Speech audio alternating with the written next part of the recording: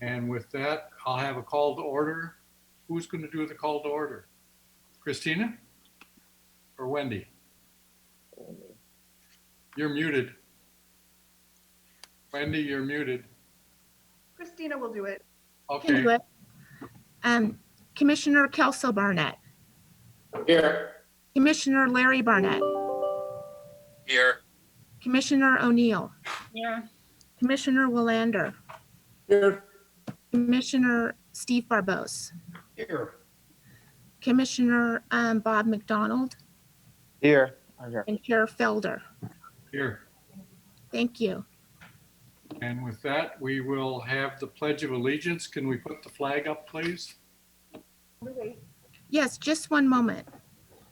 and then come over here and sign in. Start this meeting.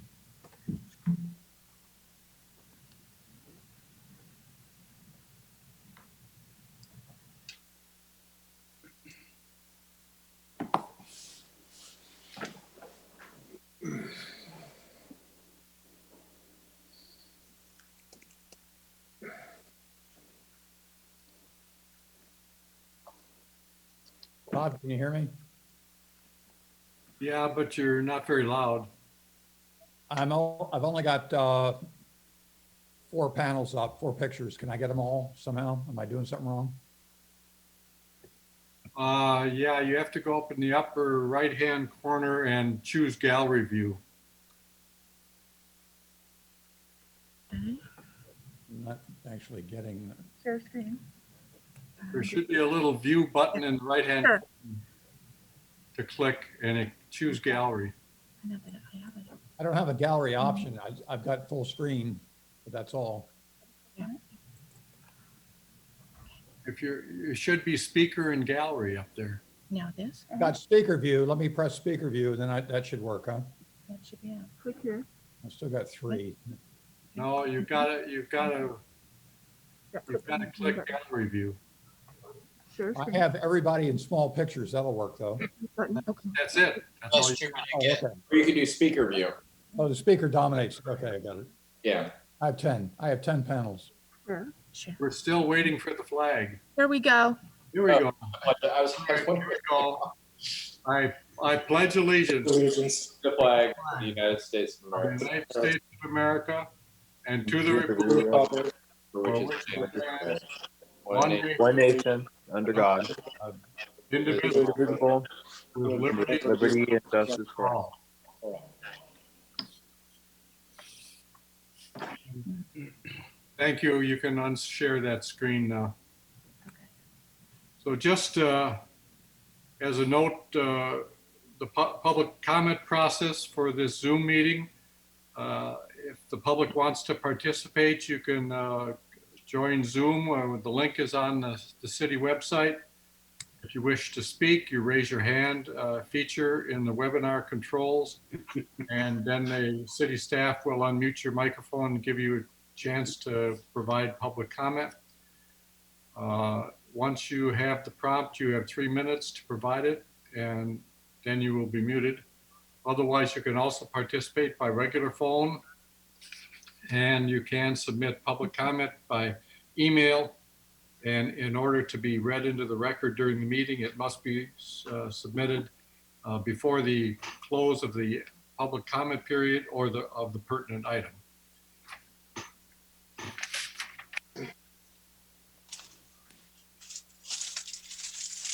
So I don't think the meeting, we've only got a couple of regular items on the agenda, so I won't worry about that for now. And there are no items that will reach a decision tonight, so they're not necessary to do the rights of appeal. With that, we will look for comments from the public on items not appearing on the agenda. Is anybody on the thing that wishes to speak? So Christina, at this point, you'll look at the attendees and see if anyone has their hand raised. I don't see anyone with their hand raised. So then you'll check the public comment folder in the email and see if there's Yes. any written comments. Are there any public comments in email? There's no public comments in the email. Okay, with that, then I will close the public comment period. And a review of and acceptance of agenda. Anyone have any changes? Nope. Seeing none, we will accept the agenda as is. Late correspondence. No late correspondence was received and all correspondence was posted on the city website. Okay, thank you. With that, we'll move on to item number 7, which is consent calendar. All items listed on the consent calendar are considered to be routine, will be acted upon by a single motion. There will be no separate discussion of the items unless members of the Planning Commission, staff, or public request items to be removed for separate action. There are 4 items on the consent calendar. Does anyone care to pull any of the items?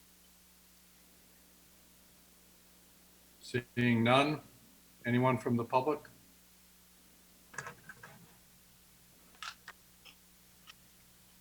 No. Seeing none, I will have a motion to approve the consent calendar. Move to approve. Can I just ask a brief question? Yes, The items on the consent calendar, since they're listed on the consent calendar that we're continuing them to November, if we just pass the consent calendar all at once, that's the outcome. Yeah. Okay, typically we continue vote. because that action will be approved. Okay, then I second. Okay, could I have a roll call vote, please? Commissioner Barbos, Yes. Commissioner Wellender, Yes. Commissioner Bohar, Yes. Commissioner Larry Barnett. Aye. Commissioner Kelso Barnett, Aye. Commission Chair Felder, Aye. and alternate Commissioner Robert McDonald. He doesn't vote on this because of. I don't vote. The No. motion is unanimously approved. Okay, we have no items then on the public hearing, so we move to item 9, items for discussion. The first item there is a presentation by Napa Sonoma ADU on ADU resources in Sonoma County. Who is going to give this presentation? Wendy, you're muted. Thank you. Christina, can you please Yes. promote Renee Champ while I introduce her? Yes. It's my pleasure to introduce everyone to Renee Champ. Renee is the director of the Napa Sonoma ADU Center, and she helps homeowners build ADUs. She's here tonight to give a presentation on how the Napa Sonoma ADU Center provides resources to get more ADUs built. And at this point, I'll turn it over to Renee. But I'll promote her here. I'll do Okay. that, Christina. Okay. Thank you. So Renee, you should be able to share your video and speak now. Welcome, Renee. You're on mute. Thank you. Sorry about that. Let me pull up my video and my screen here as well. Can you see the presentation slides up Yes. there? Looks good. Terrific. Thank you all so much. Thank you, Wendy, so much for your introduction. I really appreciate it. I really appreciate you having me here. I'm grateful to the Planning Commission and to the City of Sonoma and everyone here this evening for having me join you. I'm really looking forward to sharing a little bit about our organization and also hearing your questions and thoughts. And I've been asked to keep this to no more than 15 to 20 minutes. No one should hear me speak for more than that. So I've hit my timer and I'm going to make sure that I stay on track. So with that, let me just figure out my technology here really quickly. All right. Great. Can you see that agenda up there on the slide? Yep. Terrific. So I'm going to really briefly go over the basics of accessory dwelling units. Many of you are already very familiar. There have been some changes thanks to some new state laws that came into play in January. So I'm going to do a brief overview just to make sure that everyone's on the same page. Then I'm going to share with you about our nonprofit, the tools that we have for homeowners and the services we provide to homeowners. And then I'm going to share with you a little bit about how we're collaborating with jurisdictions, including the City of Sonoma. We're doing some work for those that are interested. No cities have yet committed to this. We're in the early stages of talking about it, but we are going to be implementing pre-approved ADU plans and process improvements in collaboration with jurisdictions. So we're going to go through that, and then I'm going to welcome your questions and thoughts. Okay, so really quickly, thanks so much for introducing me, Wendy. A little bit more about myself. So I'm the first director of the Napa Sonoma ADU Center, which is a fiscally sponsored project of Napa Valley Community Foundation with support from Community Foundation Sonoma County. And I'm a lawyer by education and a nonprofit leader by trade. A native of Sonoma County, I recently returned to the North Bay after spending the last decade working in the legal sector, predominantly in civil legal aid. And I actually live in an above garage ADU myself. And I believe in a future where every person in Napa and Sonoma counties can afford to live and thrive here. So let me share a little bit about our thoughts on the benefits of accessory dwelling units for homeowners. So homeowners often cite opportunities to keep their family together and build wealth as primary reasons for building an accessory dwelling unit on their property. Some folks see them as a source of rental income in the near term and a downsizing opportunity in the future that would allow them to rent out the primary dwelling for retirement income. And our vision at Napa Sonoma ADU is that ADUs can provide homes for people who live and work here and are at between 50 to 80% of area median income. Right now, about a third of folks who work in Sonoma County commute into the county to work, and we'd love for them to be able to afford to live and work here. With a lot of folks still displaced from the fires and still more hard hit by the economic and health implications of the COVID-19 crisis, building and renting an accessory dwelling unit, we believe, is not only a smart way for homeowners to invest in their own future, but it's also a community service. So for all those reasons and more, we're really excited about the promise and potential of ADUs as an important part of the overall response to meeting our local housing needs. And on that front, a little bit more about how ADUs can benefit our housing supply. So they can help us bridge the middle income housing gap and contribute significant housing production relatively quickly and affordably, with opportunities to expand access to lower income households as well. Production can be slower for larger scale development projects that deliver a high volume of increasingly expensive units that can take many years to entitle and construct. And rising construction costs have led to some serious financial feasibility issues at times and some stalled projects. Currently, ADUs represent one of the quicker ways to get an affordable unit online.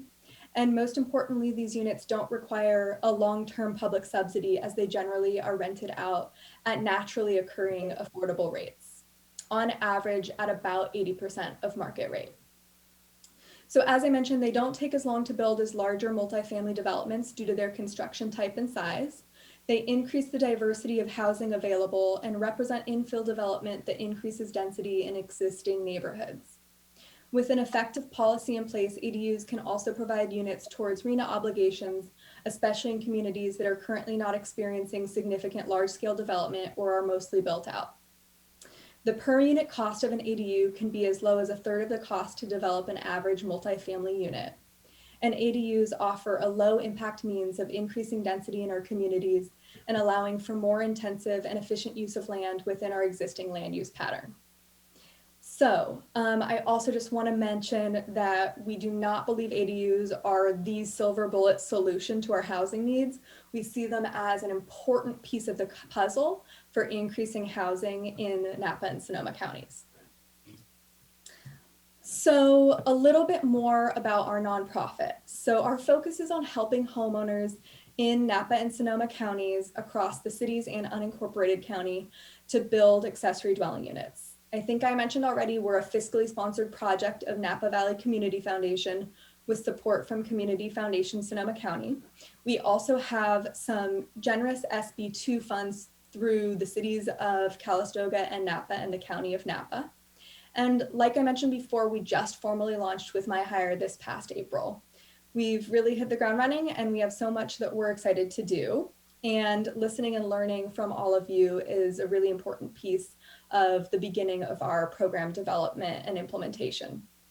We collaborate with local jurisdictions, with other nonprofits, and with the private sector with a goal, as I mentioned, of increasing ADUs as a piece of increasing housing affordability in our community. For homeowners that we serve, regardless of their goals for building an ADU, the Napa Sonoma ADU Center is here to help anyone who wants to build an ADU on their property. So I mentioned I'm going to do a really brief ADUs 101 overview to make sure we're all on the same page. A lot of us have heard so many different names for accessory dwelling units. They can be known as granny flats, mother-in-law units, second units, backyard cottages, casitas, and more.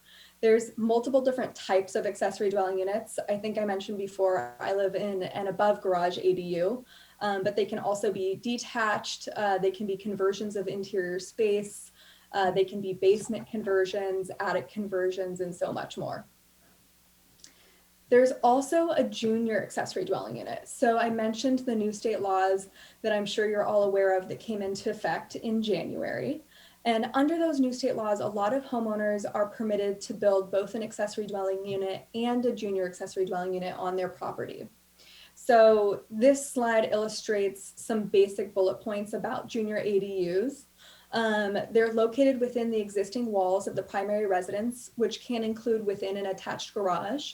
They're no more than 500 square feet. They have an owner occupancy requirement. They can share a bathroom with the primary residence, and they have an efficiency kitchen and a separate exterior entrance.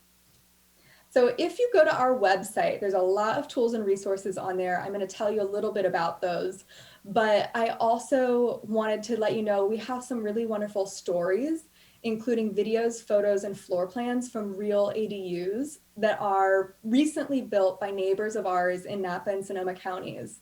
And this is one of my favorites. Marion is a woman who built a junior accessory dwelling unit in Sebastopol that she moved into so that she could rent out her primary residence and therefore be able to afford to age in place.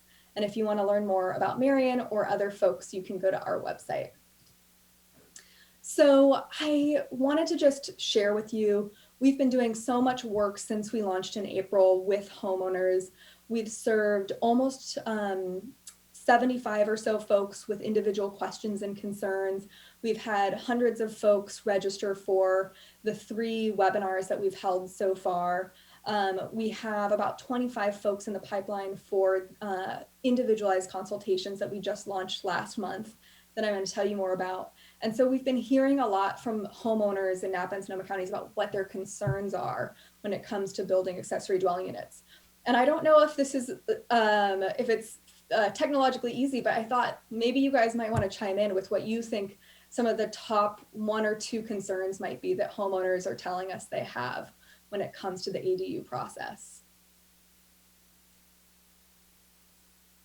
I would think it'd be cost and permit approval. Yeah, spot on. Unsurprisingly, you guys know what's going on. Yeah, that's exactly right. The permit approval, the cost, and scrutiny from the planning and permitting department. So it's so interesting to hear from folks over and over repeating the same concerns that they have. And that's one of the reasons we're really excited that we have this opportunity to partner with folks at the local cities and counties as we work to streamline processes and also educate homeowners about the realities. You know, they're not wrong, especially when it comes to cost, that is a real issue.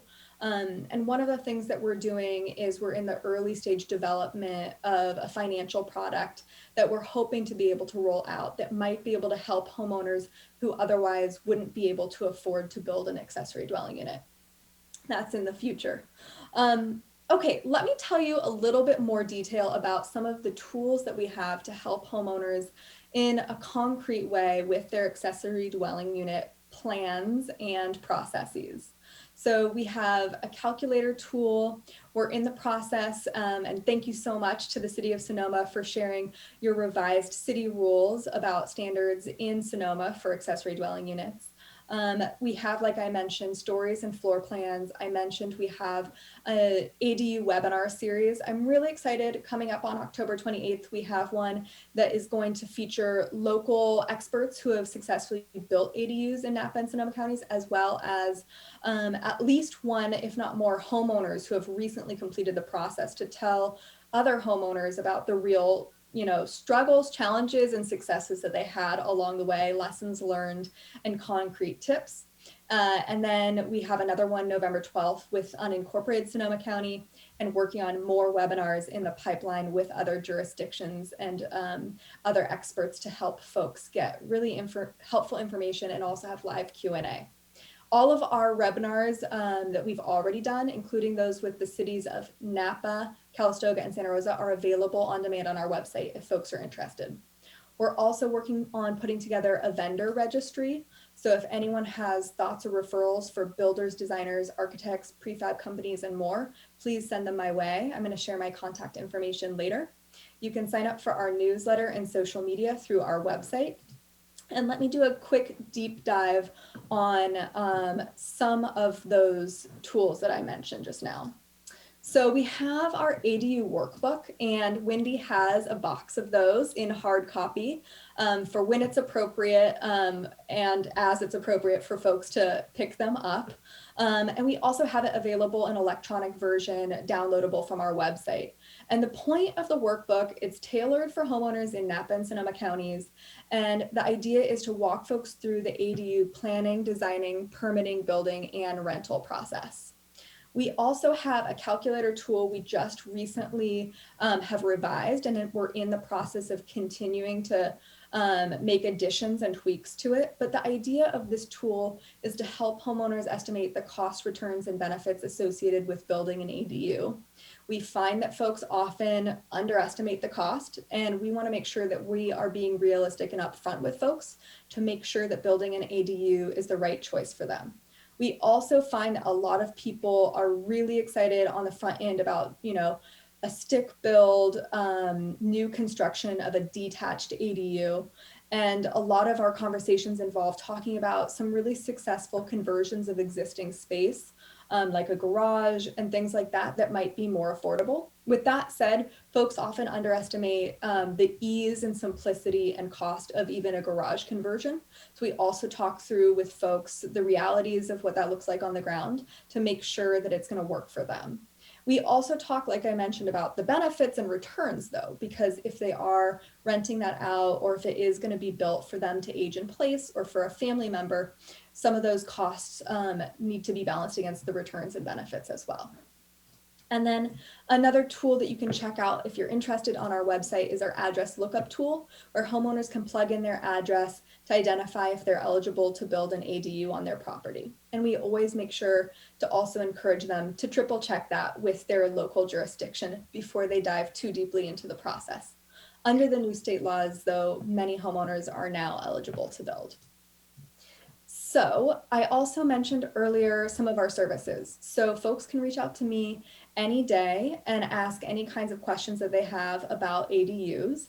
And it's wonderful people like Wendy and others at the planning and building divisions at the 16 jurisdictions across Napa and Sonoma counties who help me make sure that I give accurate, local, specific information to homeowners.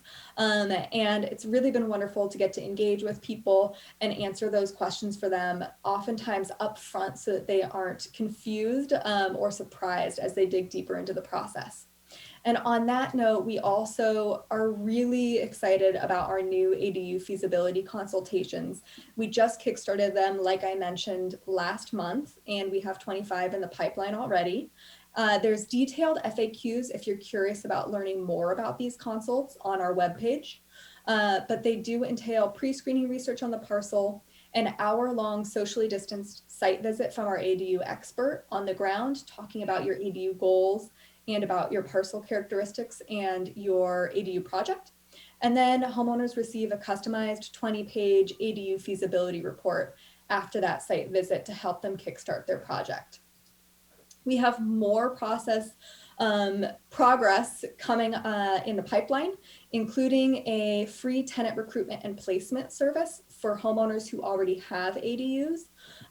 The goal is to have those homeowners rent their ADUs at lower market rates or lower than market rate in exchange for free recruitment, placement, and then also loss coverage if the tenant placement doesn't work out, as well as a helpline, best practices trainings, and templates of lease agreements. So stay tuned for more information on that coming in the months to come.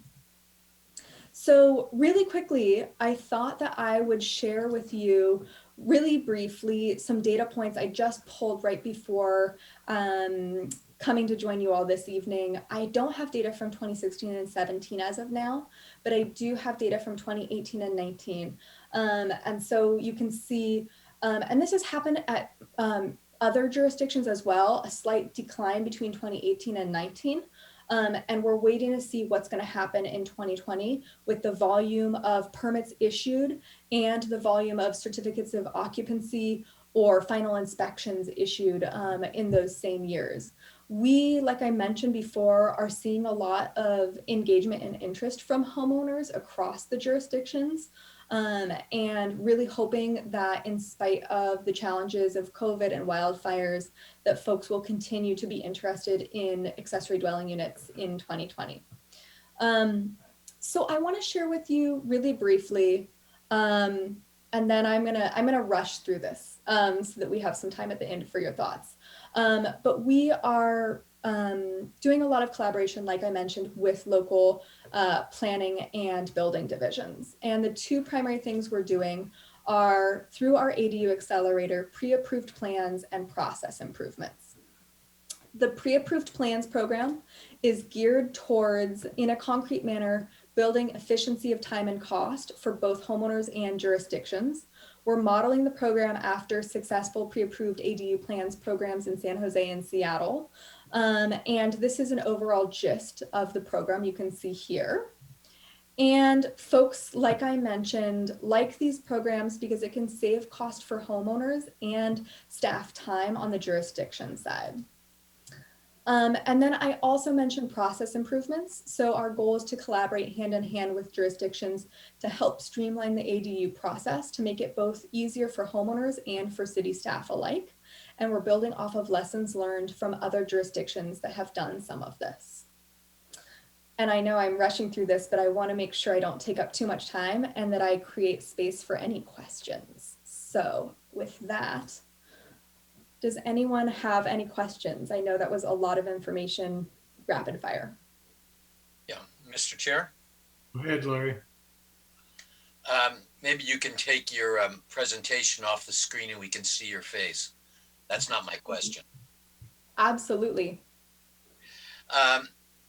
My concern about ADUs all along and the new ADU law has to do with the distinction between types of homeowners. You've used the word homeowners frequently. And I sense, based on your presentation, that your orientation is to owner-occupied homeowners. In other words, your focus appears to be on people who live in the home to which an ADU is being considered for an addition. I raise that because my concerns about ADUs is that only about 40% of rental properties in America, and I'm assuming the statistics are relatively the same in California, are 40% are not owner occupied. They're owned by investment companies who are in the property management business and who, in most cases, seek to maximize the return on their investment on a particular piece of real estate. So my question is, am I correct in understanding that your focus is on owner occupied homes as opposed to services to commercial real estate development purveyors? Yeah, That's a great question. And yes, all of the folks that we are working with are individual homeowners who are interested in building accessory dwelling units on their property. We don't have a requirement of owner occupancy. We are in the pilot stages of the program. And so for now, our interest is in seeing who comes to us that are individual homeowners and what are the reasons that they're building their ADUs. And what I can tell you is that everyone I've spoken with so far is interested, well, I shouldn't say everyone, but the vast majority is interested in being able to afford to age in place. So building an ADU that they can move into and rent out their primary residence. Being able to house an older family member. I'm seeing a lot of folks in their 30s and 40s who have parents that usually single parents who they want to move into an ADU as their parents age. I'm seeing some parents who have adult children who are moving into the ADU, like myself. I live in an ADU on my mother's property with my husband, and it makes it so that we can afford to live in Sonoma County. And then we also see folks who are living in the primary residence and are looking to maximize their return on their investment in their property by renting out their accessory dwelling unit. So those are the stories that I'm hearing as I speak with the individual homeowners. Okay, so as a nonprofit, does your corporate charter, your nonprofit corporate charter, delineate the market that you're serving? In other words, if a property management company that owns 150 houses currently on single family lots came to you and said, we want to engage your company to help us develop an ADU on all of our rental properties, would you take on that client, or would you say, I'm sorry, you're not the customer base we serve? That's a good question. At the moment, our focus is on individual homeowners, and I don't expect that to change. We haven't experienced that as an issue, and I don't anticipate it. Our focus really is on individual homeowners and helping them to build their wealth and their opportunities through ADUs. Well, my last comment is this. I've been noticing the ads by a company called Habitat on Facebook, and they are actively promoting the creation of ADUs across that platform. But they make no distinction between the type of customer that they want to serve. I fully expect that going forward, given this law and the fact that essentially turns single family zoning into multiple family zoning, that the corporate home industry is going to seize upon this as a major opportunity to increase the return on the investment of the real estate that they owned. And it concerns me greatly because they can basically bundle these properties and ultimately use this whole enterprise as a tool to monetize security on Wall Street. And all of a sudden you end up with a whole new real estate bubble in the form of corporate ADU building. So those are my concerns going forward. I appreciate that it's not what you guys are interested in or doing, and I support what you're doing, but I have some deep concerns that where this potentially could go in the future. That's so helpful to hear. And I think that as with any new large changes in the law, that open up the opportunities for changes in housing development, it's so important to look from a strategic and nuanced perspective. So thank you. Commissioner Barbos. Yes, you mentioned earlier that people are often surprised at the cost of creating an ADU on their property. Can you share with us what the range of costs you've run into are for different things, such as garage conversions versus over garage units and that sort of thing? Yeah, absolutely. So first of all, the necessary disclaimer, totally depends on the project. Every project is different, you know, et cetera, et cetera. But just to throw some numbers out there to give you a good idea or a sense, we usually identify like a garage conversion that's going to be on the smaller side, so closer to around 300 square feet or so, to maybe 300 to 400 square feet. I just saw actually a garage conversion yesterday that was $100,000 in the city of Santa Rosa. It was just under 300 square feet. So that gives you a sense of kind of the lower end. With that said, Marion's junior ADU that I mentioned earlier, she did for like $10,000. I don't like to share that number because it's extremely rare. And I think what happened is she had already finished space in her home. She just changed a wall and a door, shared the bathroom with the primary residence, and put in an efficiency kitchen. So that's highly unusual. But we, you know, there is a possibility. I saw a garage conversion that was about 80,000. So that's the low end. And then up on the higher end with a detached stick build ADU, that's, you know, more like 800 square feet. We're seeing between like 250 to as much as $450,000, depending on the level of finish, what the site is like, you know, are you building on a slope, what's going on with septic or sewer, things like that. So that's a big range. And so that's why we use our ADU calculator tool on our website, because it allows homeowners to put in all those kinds of details about, you know, what are the site characteristics, you know, is this going to be a high-end, super customized project, or is it more basic, things like that. So that's some rough numbers there for you. Thanks. Other questions? I'm not seeing any. Renee, thank you very much. It was a very informative presentation, and we wish you all the best luck on making this thing happen in our 2 counties. Thank you so much. Chair Felder, before we let Renee go, I think I'd like to turn this back over to the planning director for his comment. Absolutely. Go ahead, David. All right, thank you. I just had to unmute myself, Mr. Chair. Thank you. Renee, thank you very much. I just would like to pick your brain, please, for a minute.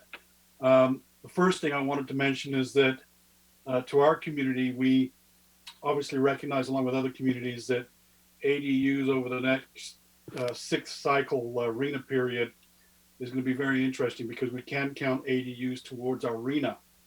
And in the past, let's say, for example, we average 10 ADUs a year, and there's no science on that number. I'm just making a number up.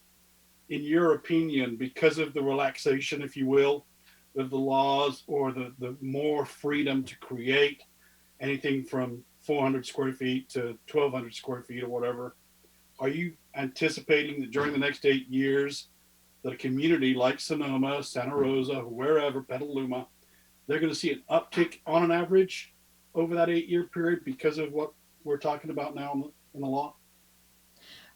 Yeah, absolutely. I think there will be an uptick. We've already seen an uptick coming out of some of the smaller state law changes that went into place in 2017. And so we are expecting an uptick. I think, as we brought up earlier, cost is definitely a barrier for homeowners. And so there are a lot of nonprofit organizations, CDFIs and others, that are working to try to identify if there are some financial products that they can put into place to make it more feasible for folks. We'd love to see this as an opportunity for low to moderate income homeowners to build their wealth. And yeah, but overall, in answer to your question, I believe so. There will be an uptick. Yeah, and the reason I asked that question is because we're going to have a relationship with HCD, just like everybody else in California, to convince them that we anticipate a number greater than our past average, and we would need to come to some justification to provide that information to HCD. The second thrust of some questions I have for you, and trust me, this is not trying to catch Renee off guard, it's trying to just pick your brain. But in the city of Sonoma, for example, we don't have our own sewer system. And in the case of Sonoma County, just to throw some numbers out to you, if, for example, the total cost of permitting for an ADU is $20,000, whether it's an in-house unit, a detached structure, or a net new attached structure, $20,000 is not chump change when it comes to fees. And the reason I bring it up is because of that 20,000, in this scenario that I'm coming up with, the city of Sonoma's building permit fee would, let's say, be $3,000 to $5,000. The sewer is twice that, which goes to another public agency that we have no control over. But here's where I'm heading with this: the school fees, the Sterling fees, they're at $3 a square foot. Have you thought much about maybe lobbying the legislature to say, hey, wait a minute, these people that live in these ADUs are not likely to populate children, notwithstanding your own relationship with your husband there, not trying to get into that at all. But as a general rule, multifamily, Renee, as you know, generate less students. The student generation rate is lower. The cars, off-street parking, all of these standards are smaller because it's a smaller unit. What do you think about, talking about school impact fees? Because clearly, when you're talking 20,000, we get 3,000 out of that. Oh, and by the way, we've actually waived those fees over the last couple of years. What are your thoughts about the extra fees that come in that are not related to our city and other cities like us? That's a very interesting question. I don't have an answer for that right now. I think that local jurisdictions have in many ways felt, understandably because of the changes with the impact fees and everything that you all have done, such a big change with the fees.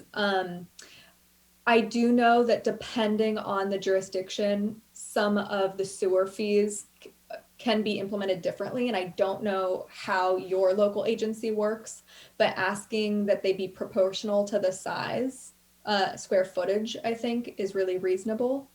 And when it comes to the school impact fees, I haven't thought about that. It's really interesting. We're a member of a statewide coalition of diverse stakeholders that are in the ADU space. And I am on our codes and changes policy working group. And that question actually hasn't come up to my knowledge as of yet in our conversations. So I think it's a really interesting one that I'll bring to the working group, because you are absolutely right. The fees are huge. I think that we are really excited and happy about the reduced fees on the planning and building division side, thanks to the state laws. But yeah, the other fees are still can be significant. Well, feel free to use the school fees as your own work. Anything you can do to help reduce fees is greatly appreciated. I understand the importance of schools. I'm not trying to bypass that, but clearly, if you have your grandmother in one of the units or in the ADU or other members of your family, they're not likely to have an impact on the schools, or it's going to be slightly, it's going to be diminished. That's really helpful. Thank you. That concludes my comments. Okay. Anyone else? Again, thank you very much, Renee. And we look forward to your helping us out in Sonoma. Thank you so much. Thank you very much, Renee. Thank you.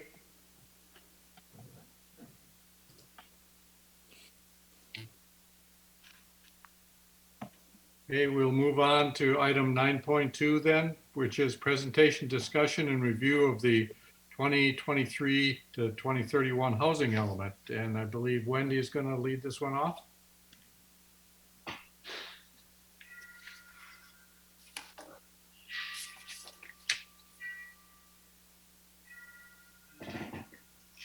Okay, Mr. Chair, I'll start out the presentation. Okay. And then turn it over to Wendy. So I'll need to screen share here. Wendy, is that okay? Can I do that? Yes, you're good to go. All right, hang on a second. Let's have a look here. See my grandbabies? There we go. Publicity on those, David. I tell you. All right, I see a blank screen, but hopefully it'll produce the slides here. So Commissioners, Chair Felder and Commissioners, on Monday evening, I provided an update to the City Council, and this is basically the same presentation. It's coming here before Wendy goes into her presentation. I think it's important for the context of the commission to understand the 30,000 foot level that we're playing with at the moment, certainly within the last 30 to 45 days anyway. So I'll be talking a little bit about the regional housing needs determination, and then the difference between that and the regional housing needs allocation. So before I start onto that, I just want to talk a little bit about the relationship between the Council of Governments, or ABAG, the Association of Bay Area Governments. They receive a housing needs determination from the state. This is where the state Department of HCD divvies out a large number for the Council of Governments, ABAG in our case, to divide amongst the 101 cities and the 9 counties. And when they've done that allocation, ABAG then does the allocation. The cities and counties then have to amend their housing elements or update them to adopt the regional housing need allocation. And once that's been done and adopted by the City Council, amending the general plan actually, which the housing element is a component of that, then we present it to HCD for them to certify it as being consistent with the law. Once that's done, as we currently have our housing element certified by the state, we can then seek funds from the state, as we did with the SB2 money, and as we're currently in the process with the LEAP application for an additional $60,000. So within the context of the regional housing needs allocation that comes to us from ABAG, we have to make sure that we are compliant with 5 mandatory statutory requirements. I won't go into this but in detail, but clearly as ABAG comes up with how it sends out those numbers to their jurisdictions, we have to make sure that the number that we do receive is something that we can then present later on to HCD for adoption and certification. So to rewind, the regional housing need determination that came to ABAG from HCD was 441,176. And as I said, that goes out to the 101 cities in the 9 counties. And it's ABAG's job to figure out how they get distributed. But clearly you can see that the regional housing need determination for this next cycle, which is cycle number 6, is 135% higher than the one that we currently have for cycle number 5 by quite a significant number. That being said, the number, if it sticks at around 330 units for Sonoma, is about an increase of 141%. So that's pretty much consistent with the overall ABAG numbering. To show you how that lines up with respect to the 4 income categories, VLI, LI, moderate, and above moderate, you can see that the ABAG distribution of 441,176 it has 26% in the VLI category, 15 in the LI, 17 in the moderate, and 43 above moderate. And if you look at our proposed number of 330 units, that is broken up pretty much right down the numbers with respect to how the ABAG distribution is working.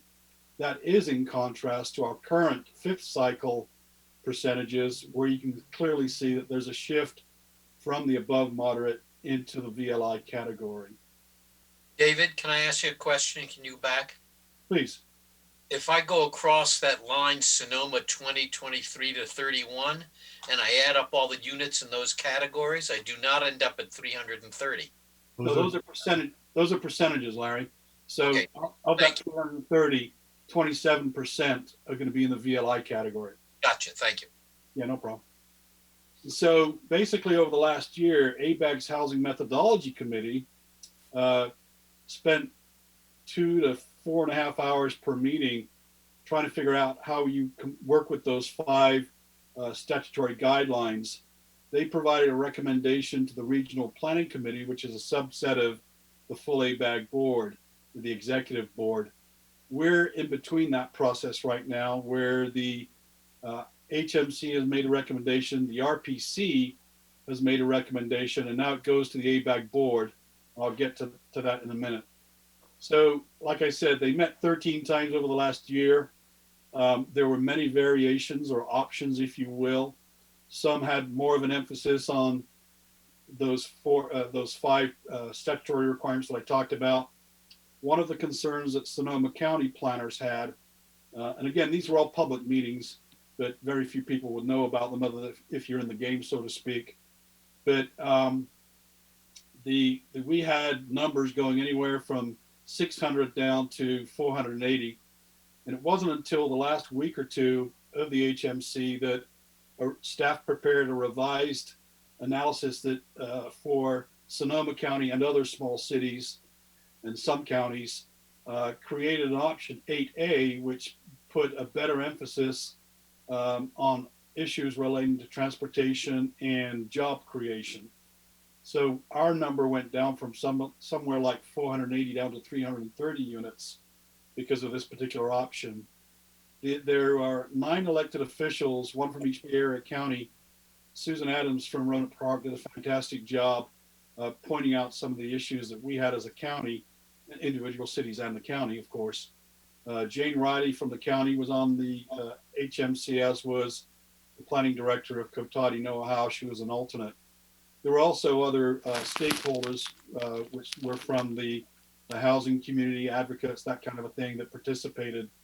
At the end of the day, that particular housing methodology committee voted on a 27-4 vote to recommend option 8A to the regional planning committee, who then voted 15-7-1 to take that option 8A. There was a minority group that wanted those numbers to be even lower for whatever reason, however it benefited their particular jurisdiction. At the end of the day, the RPC recommendation, along with the HMC recommendation, again, I apologize for the use of a lot of acronyms here, that goes to the full executive board of ABAG on October the 15th. Supervisor Rabbit and Council Member Jake McKenzie serve on that executive committee. Are they the ones who make the final determination? They will make the final draft determination. What happens is, and I'll talk about, thanks for the segue, by the way, Larry. So the ABAG will create this draft RENA methodology, and it will be adopted between now and winter. And when that final draft gets published in the spring, there'll be an opportunity for people who are still unhappy to file appeals with HCD. When that process is concluded for whoever appeals, then at the end of the 2021, jurisdictions will have basically a year to lock in. The reason for me saying that is the start gun doesn't start until after the appeals have occurred, is because the numbers from the regional housing need determination don't change. That 441,176 will stay the same. It'll just get massaged somewhere else if HCD agrees with the methodology of whoever it is that appeals. I've seen very few appeals in my experience, and even less of them that actually get a reallocation, if you will. The point of us going into the next step, where Wendy will talk, is with respect to coming up with how we place the zoning to accommodate 330, 340, whatever that final number ends up as being, getting on that on the front end rather than waiting for the start gun at the end of 2021 before we get the element done and prepared. So anybody that wishes to weigh in on the vote by October 15th at the ABAG Executive Board can provide emails to the board president or be sending them to the secretary, Mr. Castro. Again, you can also contact Mr. Rabbit and Jake McKenzie. We do have website information. If you want to learn more about this and learn some more acronyms, you can visit the ABAG website or even HCD's website. The HCD website does have some good samples. of housing elements that they've approved. The thing that I think I mentioned before is there are governments in the state of California that are 1 year advanced of us, in that they've already received their RENA determination, the allocation, they've gone through the appeals, they're actually in the process of writing their elements. And so lucky for us and others in this particular cycle, it's still the 6th cycle throughout the state. It's just that some of them are more advanced in their process, like the Sacramento Area Council of Governments and also the Southern California Association of Governments. And I believe San Diego, SANDAG, is also a year ahead of us. So that concludes my presentation, Mr. Chair, and I'll turn the time over to Wendy, or I'm happy to answer questions. Can I ask got a just question. a couple of questions? Go ahead, Larry. In the past, Plan Bay Area, which I think was up till the 2020 period, there was a special designation for communities that met the demographic and style of the city of Sonoma, which is to say they accepted the idea that certain communities, based on issues of historical significance, size, location, and transportation corridors and historical development patterns, were not going to be subject to a blanket allocation comparable to cities that did not have those characteristics. Is that approach or philosophy going to continue to be in place as they finalize the Bay Area Plan 2050? Yeah, that was one of the great debates that we had was, how does this comply with Bay Area, Plan Bay Area 2050, and the assumptions they build into their modeling for future households, especially as we look at it in Sonoma. I will tell you that ABAG and HCD have made it very clear that any past sins do not get carried forward. So they don't really care about what we've been allocated in the past. It's a brand new drawing cloth, so to speak. And when it comes to the 5 statutory requirements, it's let's look to see how we can provide better social equity and also better jobs to transportation relationships. And again, were it not for a little bit of asking of the data sets, we'd still be up in the 480 range. That concludes my comment on that. There was another thought I had, but I forgot. Well, I appreciated the letter that you sent and the spirit in which it was written. And don't take my comments wrong. I'm fully supportive of our providing our share of regional housing, and I want to see us particularly meet the low and very low income categories. My second question, however, is this. When you gave me the California Land Use Planning Handbook, that textbook, when I became a member of this, I, perhaps alone among us, actually read the book. And, well, okay, Kelso's saying he read it. I don't know how many read it. In any event. I've read it 3 times. All right. Well, I take it back. You are a professional group of highly astute and intelligent people. In any event, what I noted with interest in that, David, was in its discussion of regional bodies such as ABAG.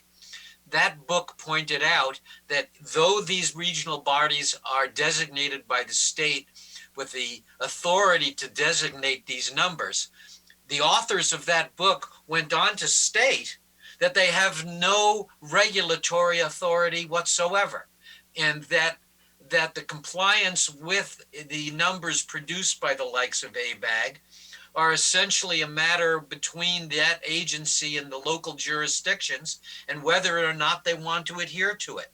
The threat being, as I understand it and have understood it in the past, that it risks a decertification of the general plan or the housing element by HCD or whatever it is, and that's the stick, that the regulatory stick is held by the state, not by the regional body.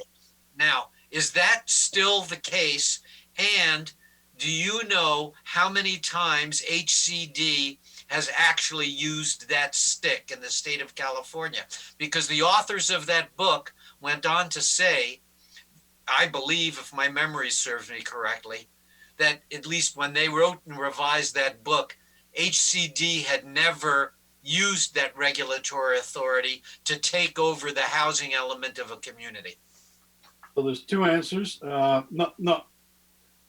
There's two answers I want to give to the two questions. Number one is if HCD certifies your housing element, there's a validity of there's a presumption of validity that it's compliant with state law. So you can't get sued by, let's say, housing advocates for not doing the right thing under the law. That's the biggest thing, that there's that presumption of validity. And I've had to rely on that in the past in other jurisdictions. So you're kind of out, you're not going to jail because HCD has opined that you're consistent with the statute. The second thing is, can you spell the city of Huntington Beach? And the reason I bring them up is because they had a situation where they had met their arena with all of the nice colors on their zoning map to reach whatever number they had. But what they did is they then went and rezoned a piece of property that was identified as an opportunity site to justify their certification of their housing element. They took that zoning and low zoned it, and then they were out of compliance with their arena. So what the Attorney General did said, we know what you did. We're going to see you in court. So yeah, HCD has taken a more detailed role of knocking on the door next door to the AG. And that's obviously since the production of the book by Dan. So yeah. That's the only answer. case. They're out there. Is that the only case you know of? Yeah, no, I think there's more, and they're certainly going to be more aggressive as the year comes. In fact, they're going to look very closely to how ABAG divvies out its allocations, jurisdictions, and they're certainly taking a more closer look at jurisdictions on whether they are sticking the zoning out there, the arena numbers, in places that have a lot of developing over the next 8 years. They're not going to look. They're going to look carefully at the ADUs. That's why I raised the question. They're going to look very closely at non-vacant land. So when we come up with some creative plans to not just only come up with arena numbers for vacant land, if we come up with a plan to convert non-vacant land, let's say putting 3 stories, 4 stories on existing commercial properties, they're going to take a dim view of that if we've not had any history of doing it, number one. And they're going to try to say, David, explain to me why you think this is going to happen over the next 8 years. So HCD is turning the screw. Okay, thank you. Ron, go ahead. I'm curious, are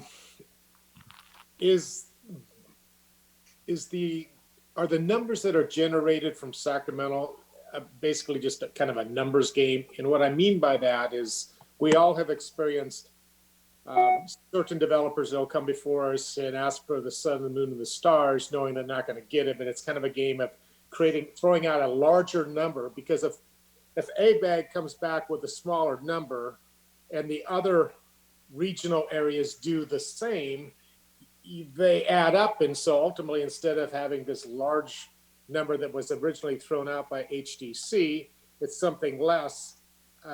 My question is this just a political game? Well, I can give you my commentary. Number one is ABAG has no discretion to reduce that number of 441, 176. It's fixed.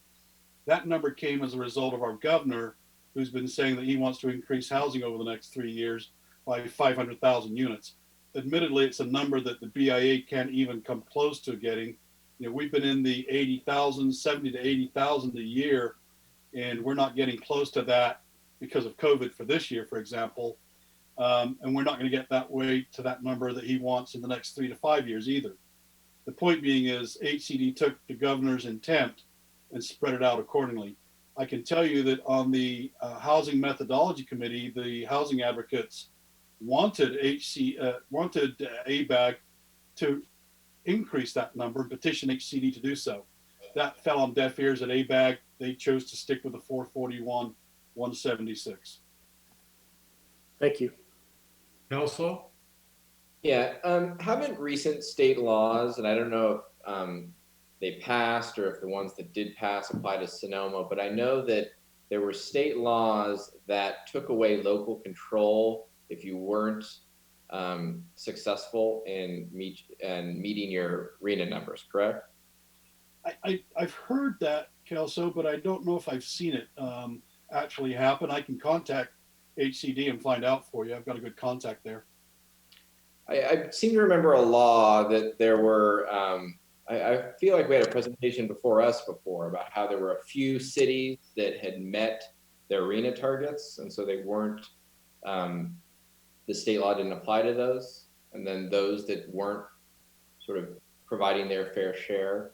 Well, the law right now is that, and it has been for years, is you don't have to build the units. You know, we kind of report on how we're doing against those RENA numbers, and we certainly do that. We have to do that each year when we provide the state. But I do know that there's agencies that just say there's no way we can paint the town orange or brown to get those higher densities, and so we'll just go ahead and live without a certified housing element. Then they're exposed to litigation from, you know, housing advocates all day long until they do get it certified by the state. And I would say that the state has told me that they're in the 80% plus range of getting housing elements certified by every jurisdiction in the state. Again, admittedly, not everybody's done it or can do it. Okay. My point was, I thought that there were some state laws that tie local control to meeting your RENA targets. And so I was just going to say, I agree that we need to be delivering our fair share of housing, but perhaps if there are state laws that take away local control, the RENA numbers, we should obviously be at this point advocating for them to be as low as possible. Not because we don't think we need to deliver our fair share, but because if this is how the state is going to go, we want to retain as much local control as possible. Right, I agree with that. I can check in to see where the state is as to the powers should we not be able to paint the town, you know, from yellow to orange to brown to get those higher densities. Mm-hmm. I don't, in the current element, we didn't even come close to being out of sorts with the state. In fact, as you look at the tables H1, 2, and 3, you'll see that we had an abundance of land that would make those numbers without even having to try to tap in to properties that were outside the UGB that were within our sphere of influence. That topic never had to come up. We may be in a trickier situation now because, as I was stating earlier, maybe in a prior conversation with your commission, that we're not going to have the luxury of being able to use some of those sites that we've identified in the current element and the one before from 2009 to 14, where we're not going to be able to use those sites unless we have a strategic plan in our housing element to rezone those to middle densities by right within the first 3 years of the 8-year cycle. That's something that we're going to have to kind of chew on as we go through the vacant land inventory that I suggest we start on right away. Thank you. Commissioner Bohar? Following up with Commissioner Wellender's comment, it seems pretty clear that the allocation from the state is pretty much arbitrary. Is that pretty clear? Do we disagree with that? Well, I don't know that I'd call it arbitrary. I'd say that there's some math behind it. It's really not for us to quiz it. We're not going to be able to change it. So we kind of live with what we're given. Why are not municipalities like ours seeking public disclosure of what the criteria was rather than accept a very, very large increase, which appears to be somewhat politically motivated? Well, ABAG has done that request for information, as has a lot of other council of governments. And I can tell you that in the past, when I've challenged it or questioned it, they tie into a lot of DOF analysis from the State Demographic Research Unit of the Department of Finance. There's very little ability for arguing the numbers. Let me add something to that. It seems to me like removing redevelopment funds for affordable housing and then setting this allocation without criteria is very perverse. Well, they do have criteria. I just haven't dug deep enough to figure it out because it's really pointless arguing the point. But yes, admittedly, when the redevelopment funds went away, that took away one of the arms of government to be able to provide for affordable housing projects. I will say, though, in the state's defense, that the governor has indeed thrown a lot of money to agencies to help them update their housing elements through SB2 money, of which we qualified for $160,000. And they've also provided for other money coming from the state coffers for us to qualify for LEAP funding, which is going to get us another 60,000. So it's not without a flip side to a degree. Well, if you don't mind my asking, where's the $160,000 going to? Well, that's going to be going to people like consultants that are going to help us write the housing element. But again, our consultants are not going to be able to tell us where to go find vacant land in our city. That's going to be our job as staff. And I think the Planning Commission has offered to provide some help in that regard too.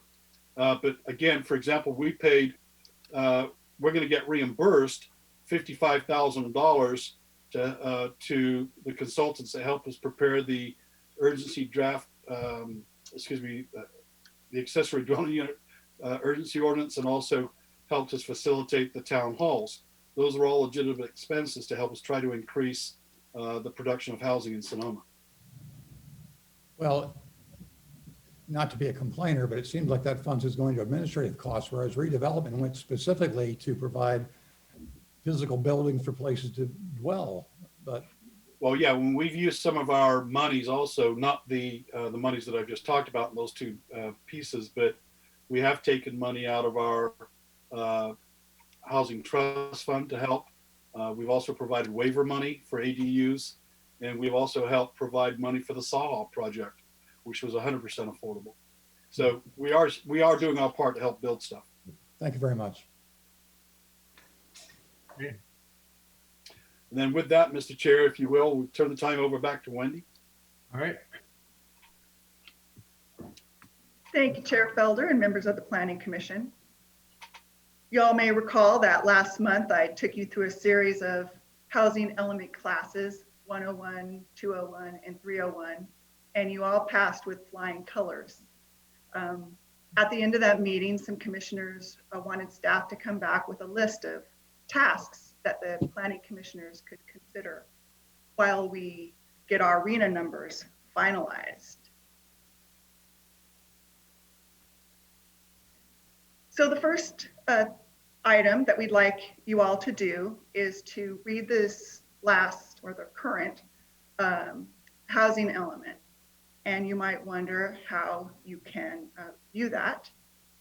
If you didn't have a link in the staff report, you could go to the City of Sonoma homepage and go to Government and then click on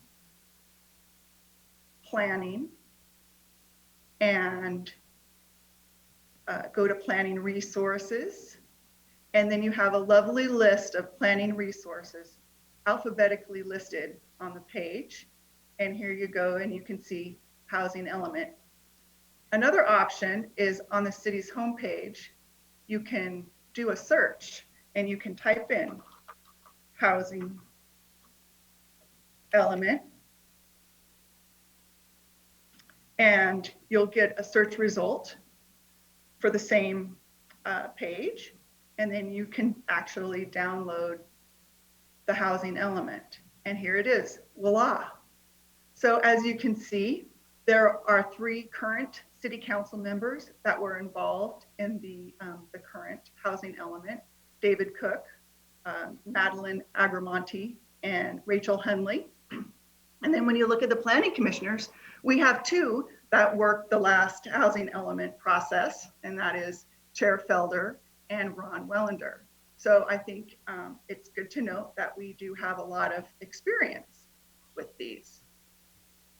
When you look at the table of contents, it's about a half a page long of things, topics, and the actual housing element is about 136 pages. And you can read that at your leisure. And we also would like you to look at reviewing new laws related to housing elements on the HCD website. So if you click the link on the PowerPoint that was sent to y'all, you get to the Housing and Community Development page. And at first glance, it might seem really overwhelming because there's a slew of information on the page. But I think this commission should mostly focus on this planning, community development section, and policy and research. But before you go browsing that, I encourage you all to sign up for an email notification. So it's really easy. You put your email address and your contact information, and then you can sign up for specific interests. And one interest that the Planning Commission would have would be this housing, planning, and policy page. So you could click that.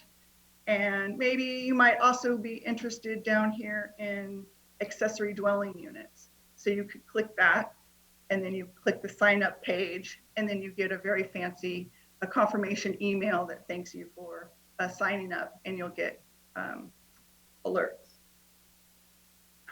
You also may want to, as Kelso mentioned, review the new state laws relating to housing elements. So if we go to policy and research, California 2017 housing package, and scroll down, you can see a list of housing bills summary. And the first one that comes up is good old SB 35. And then there's a description of that particular law, and you can download it and you can look at all different kinds of responses to the different laws. And so that's worth taking a look at if you're all interested.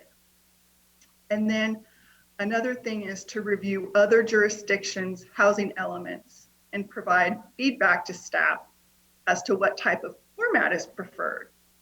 So if we go back to the HCD website and go to Planning, Community Development, hover over Regional Housing Needs Allocation, and then click on Award-Winning and Exemplary Housing Elements, a page comes up with about 8 housing elements that the HCD thought were fantastic. And so I was looking around here and I saw this one for City of El Cajon. And under the key features, it said it was the recipient of the American Planning Association San Diego Chapter's 2014 Award for Best Comprehensive Plan for a Small Jurisdiction. And I thought, well, that's great. We're a small jurisdiction. Let me click on that and look at it. And I clicked on it, and lo and behold, look, it says the page is not found. So then what do you do? Well, you know, not all websites are perfect, but I went and copied the name, City of Cajon, and I opened a new browser page and put that in and typed in housing element. And sure enough, their city webpage came up. And if you go down to the bottom, you can click and look at their housing element. And so the first few pages of their housing element are their acceptance letter from the HCD, which is typical. And then they have their resolution that adopted the housing element. And then you get to the table of contents. And you can see that their table of contents is a little more robust than the City of Sonoma. And their actual plan is 216 pages, which is a little almost twice as large as the City of Sonoma's. So it's something to look at if you are interested in looking at other plans. Wendy, if I can just make a comment, that's not to say that the City of Sonoma doesn't have the same analysis. What is a very common technique is to put a lot of background information into an appendix and to only have the guts, if you will, in the actual element itself. HC doesn't care either way. It's much like our general plan. We've got an 80-page general plan, but the meat and potatoes is in an appendix or in a background report. So I think that's Wendy's point here is let's try to figure out how we want to style it. Clearly, the El Cajon housing element is going to take a different form because of the new state laws, but clearly the context of how it's prepared is what we're interested in hearing from from you as commissioners. Thanks, David. So then we thought it would be great if the Planning Commission could look at the housing opportunity sites in the current housing element. So if we go back to the City of Sonoma plan, and if you use your mouse, you can click on these different tables and figures. So if you go to, let's say, table H2, housing opportunities in the city limits. And for this example, we'll use 700 Curtin Lane because in the realistic development potential units, there's a potential for 50 units, and that looks pretty good. So if you scroll down a couple pages down to the housing opportunity map, you can see in this area, this is 700 Curtin Lane, and it's a housing element site. And you might think to yourself, well, how am I going to find out if there are other sites in the City of Sonoma that would be good housing opportunity sites? Well, you could get in your car and drive around, or you could use another resource the city has on our website, which is the GIS. So if you go to government and then go down to the planning section, and over on the left-hand side, you can click on Geographic Information System. And then you can click on the words Geographic Information System. They're highlighted in green. A handy dandy map will come up. It just takes a couple seconds. And voila, here's the map. And I like to search properties by address. So I go up to the toolbar here and click. And then I can do a query. If I click here, and I like to query by site address, and then I change contains to equals, and then I can type in 700, and I'm going to get a list of addresses in the City of Sonoma that start with 700. So we're looking at 700 Curtin Lane, so I'm going to click on that, click search, and then click this alligator next to the APN number. And the map, you can see, kind of zeroes in, shows you where that particular address is. And you may think, oh gosh, I forgot, how is that property zoned? So then you can go over to the layers and click on zoning, and you can see, oh, okay, it's zoned housing opportunity. And you can, in fact, see all the how properties are zoned throughout the city. And here's the historic overlay zone. I'm going to click that off for now. And I'm going to turn off the zoning. I was just using that as an example, but you could say, oh, I want to fly over the city and see where there might be a housing opportunity site. So then you can turn on the aerials, and then you can zoom in and particular areas and kind of look around and see, oh, well, what's going on over here? And it's one tool to use to identify housing opportunity sites. Now, with the same page in the housing element, we need to look at sites that can be removed from the housing element sites because they've been developed. So then we can go back to the table of table of contents, click on housing opportunity sites, and this time we'll use 20269 Broadway as an example. This is the Saha project on the corner of Broadway and Clay, and it's being developed as affordable housing. So this is an example of a property that could be removed from the list. So then we need to have a discussion about sites that have been previously as David previously mentioned. We need to discuss sites that have previously been listed in 2 prior housing elements as a housing opportunity site. And if we keep it on the list as a housing element or housing opportunity site, the density is going to need to be increased, and there could be no discretionary review, just a building permit to review these projects. And so I think we really need to look long and hard at those housing opportunity sites. And then we need to discuss strategies to include ADUs and other strategies. So as Renee said earlier in the evening, ADUs aren't going to be our silver bullet. There's no way we're going to get 330 ADUs constructed in the next 8 years. But ADUs are a great opportunity, and we could promote them more. Perhaps we could participate or even sponsor one of her ADU webinars and get the word out and encourage folks to build more of those. And of course, there's other strategies that we're looking to you to help us brainstorm on. Oops. And let's see here.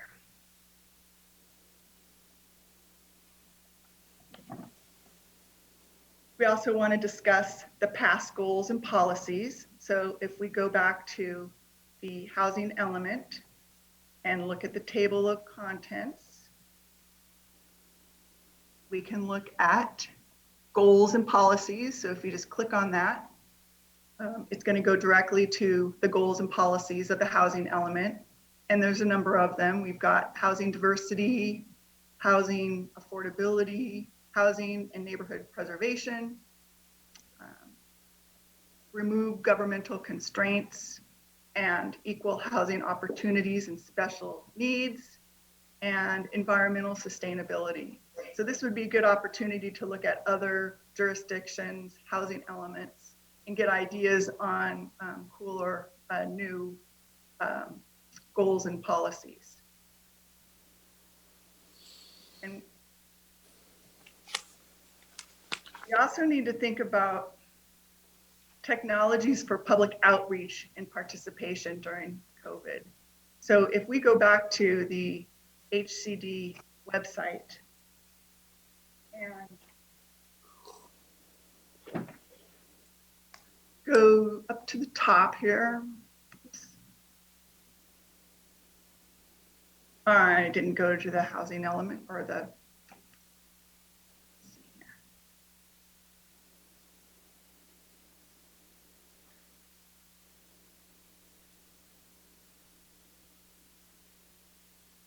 if we go to planning, community development, regional housing needs, allocation and housing elements, and go to building blocks, and then hover over here to public participation, there's a whole page on engaging the public in your housing element.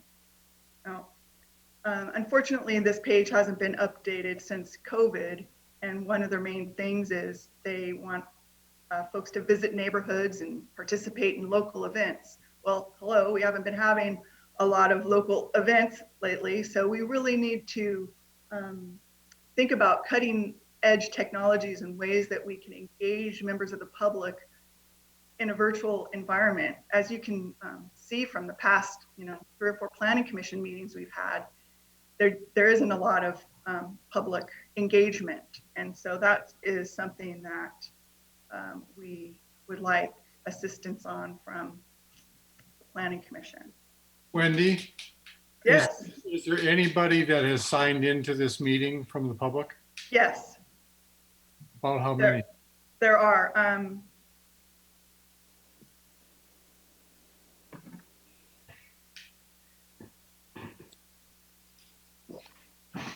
There are 3 at the moment. Okay. Thank you. I have a question. Yes. Yeah. Wendy, part of your presentation, you said we're going to have to look at housing opportunity sites that have already been in 2 cycles. Mm-hmm. Do you know which ones those are? Yeah, I'm going to be working on getting a list of those to you. Okay. I don't know them off the top of my head. Yeah, hey, Kelso, most of everything you see in our current element Yeah. was in the 2009, 2014. So it's pretty much a transmittal, the same as before. So we're pretty much, Except for those that have already been developed. yeah, except for those that have been developed. Yeah, right, okay. Thank you. So we'd like to get feedback from the planning commission on the level of involvement of each planning commissioner. I know that some of you have more time than others, but it would be great if you could get back to staff and provide a list of tasks that you'd like to work on. And then moving forward, staff will begin working with a consultant to develop a schedule of tasks that need to be complete, and we'll be returning to the Planning Commission with updates. Do you have any questions?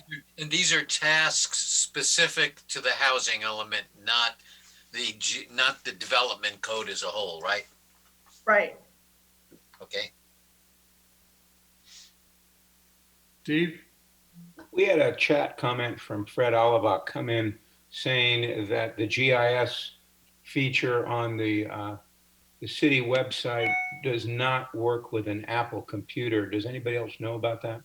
Oh, we have a new HTML server on our website, and it is much more user-friendly with Apple. And I've been able to use my Apple computer to look at it. And I'm happy to do a Zoom with Fred if he wants to reach out to me and we can work it out. Okay, well, you may have to do one with me too, but we'll see. Thanks. Ron, go ahead. Yes, back on our tasks for planning commission regarding potential housing sites. I just want clarity. It says discuss sites that have been previously listed in prior to. So for a site to be no longer eligible, it has to be listed for the 2 prior inventories, or if a site has only been on one of the previous past, we can still consider it and not be forced to increase its density. Correct. I'm sorry. So the answer is it has to be on the previous 2, but if if a site has only been on one, then we can still use that site as possible arena number. Right. Okay, thank you. But I think I heard our planning director say that most of those sites have been on the last 2 cycles. Okay. So it's probably a moot point. Question along those lines. For example, the parcel on First Street East that was proposed for a while for a hotel, and then later for a assisted living facility. That, I believe, has been identified as a housing opportunity site. Now, is the criteria flexible in that it takes into consideration that various use applications have been made, that have been acted upon in one fashion or another, in terms of affecting those particular parcels that might allow them to continue to be listed as a housing opportunity site? I don't believe so. Right, let me see if I can address that. So in the case of the Huntington Beach, Commissioner Barnett, if we had only the zoning that could create 137 units in Sonoma, and we took one of those sites out of it, we would be required to then go ahead and build into our coloring that number of units that was taken out back up to par to the 137 units. So whatever we did in any of these opportunity sites, the state would require us to play catch up to get back to par. In the case of the First Street East project, we don't believe that that's moving forward. So it's really a moot point on that particular issue. But the fact that it was constrained by active applications doesn't apply to an extension of the period of time in which it's legitimately listed as a housing opportunity site? No, it was there back in 2015 as a housing opportunity site, and it's staying there till 2023. The question now is, can we then use that site for 2023 to 2031? And I think the answer is going to be no. unless we want to see that site develop at a higher residential density and without any discretionary review.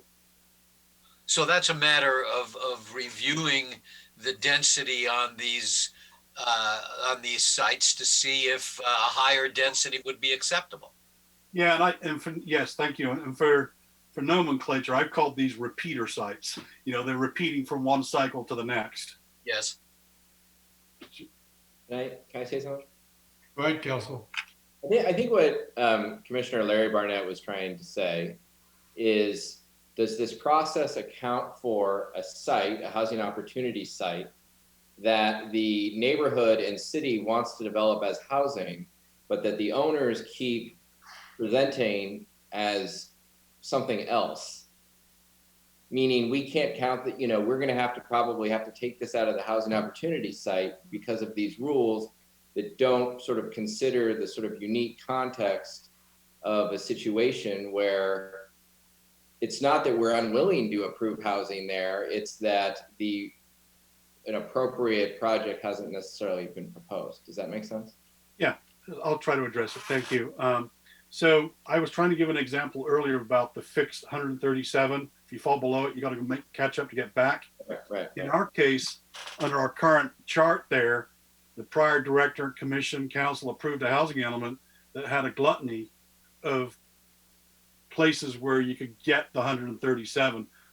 If you look at that chart, we were well above that number. Wendy, if you want to try to find that, we can show it on H2, the second or the third page, where you'll see that the proposed or the reasonable density that staff had assigned, we were way above that number. So in theory, to answer Kelso's question, we could do all of that project on First Street East as 100% commercial and not be in danger of going to a point where we're down to 137. There's no obligation to build every one of those housing opportunity sites as residential.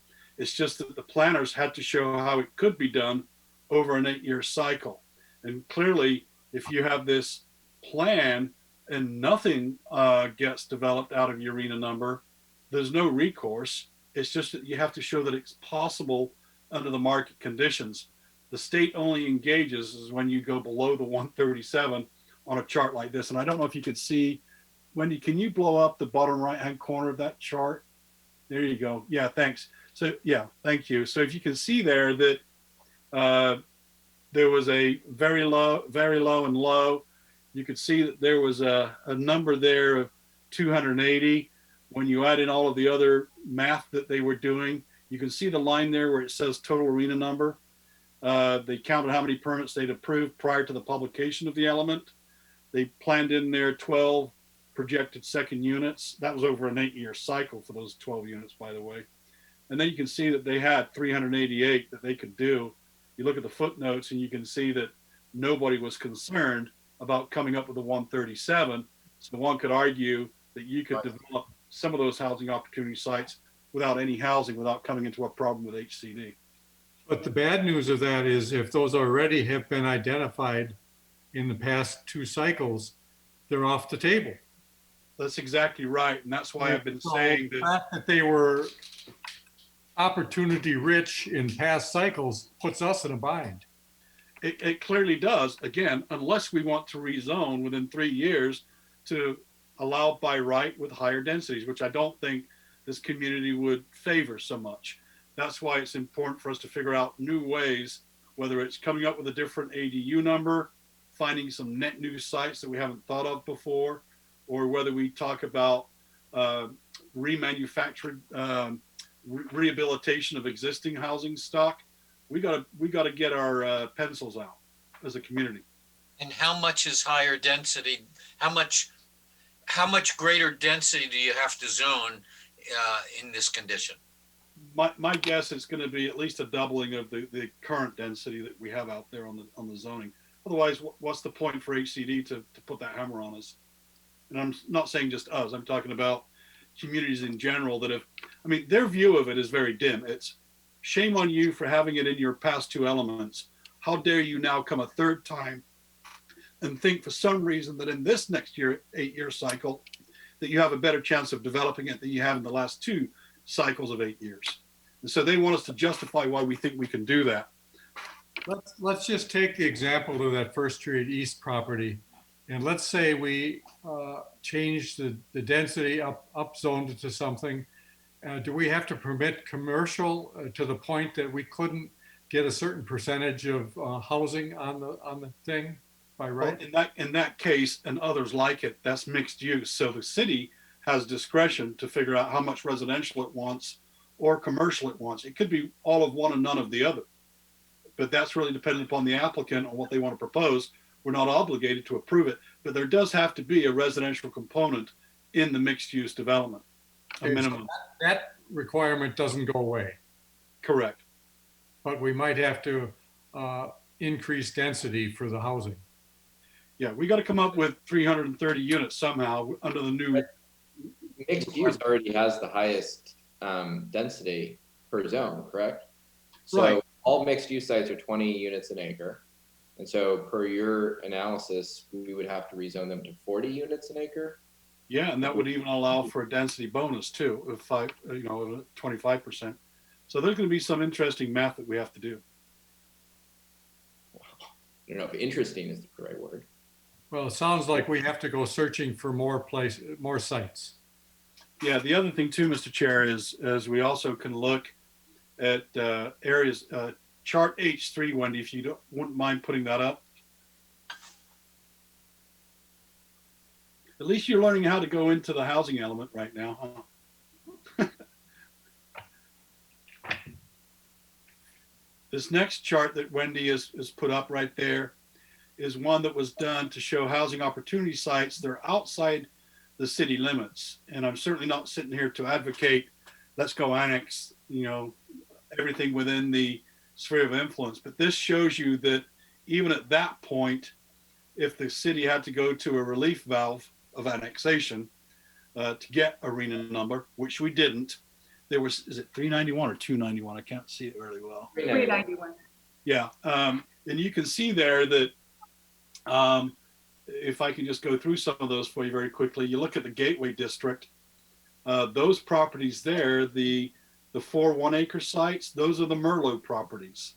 Those have all received their GMOs. If you look at the 5-acre piece at the very bottom, 20540, that was a piece of property that DeNova Homes was looking at to annex, and they've since withdrawn that application. You could see through the analysis that was done here, as was also done on chart H-2, you can see that those 20 units to the acre with 5 acres would yield 100 units towards a RENA number if it was part of the city and annexed.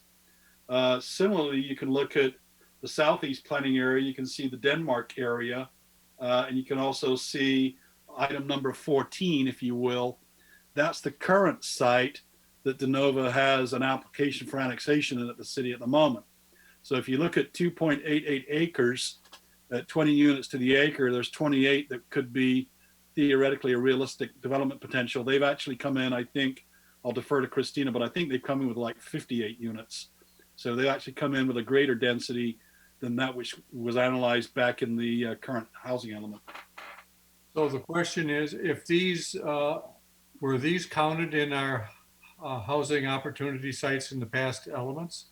No, they're not, because they're not, well, they were shown, but the 391 has no basis related to the 137. Oh, these wouldn't fall into the rule that they've been used before.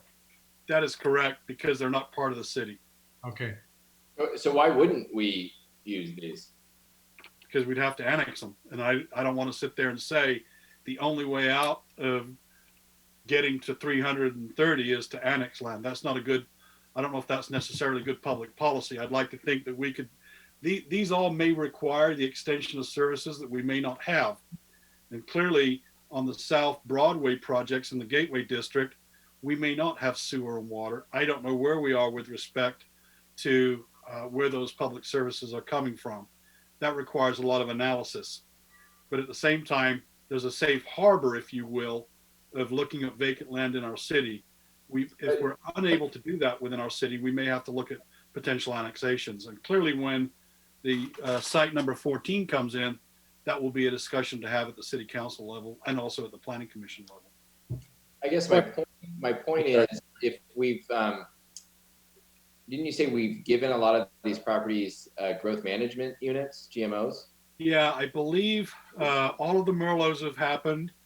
I don't believe there's one of them.